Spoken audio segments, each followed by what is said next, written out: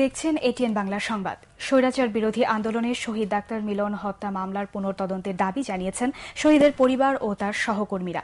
সকালে ডাক্তার মিলনের 20তম শাহাদাত বার্ষিকী উপলক্ষে তার সমাধি চত্বরে আয়োজিত এক আলোচনা সভায় তারা এ দাবি জানান। 90-এর স্বৈরাচার বিরোধী গণ আন্দোলনে ডাক্তার মিলনের আত্মত্যাগ এরশাদ সরকারের পতন ত্বরান্বিত করেছিল। অনিন্দিতা কামালের রিপোর্ট। 1990 সালের 27 নভেম্বর পেছন থেকে গুলি করা হয় ডাক্তার মিলনকে।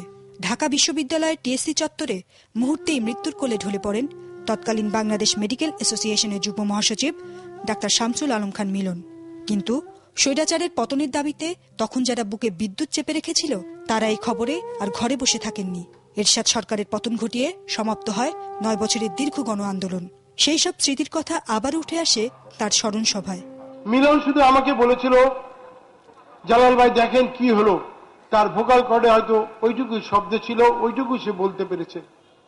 তারপরে তার রক্তাক্ত দেহ নিয়ে আমিও পড়ে গিয়েছিলাম, আমিও জ্ঞান হারিয়ে ফেলেছিলাম।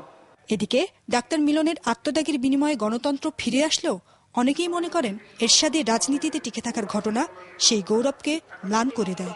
কত বড় অধ্যত্ত, তার গুলিতে তার নির্দেশে নূর হোসেনকে হত্যা করা হলো, আর এরশাদ সাহেব সেই দিনটাকে গণতন্ত্র দিবস হিসাবে আখ্যায়িত করে সভা করে উচ্চারণ করলেন গণতন্ত্রের কত বড় সেনানী ছিলেন।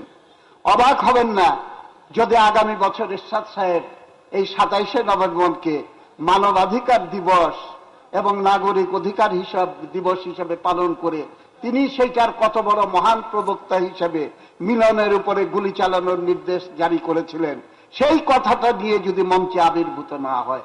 শুধু রাজনীতিকরাই নন, ডাক্তার মিলনের মাও তাই অপরাধীর শাস্তি দাবি করেন। দুঃখ করেন স্মৃতি ধরে রাখতে অনীহা দেখে। যা কিছু স্মৃতিস্তম্ভ করা হয়েছে সেটা চিকিৎসক সমাজের চেষ্টাতে এটা করা হয়েছে।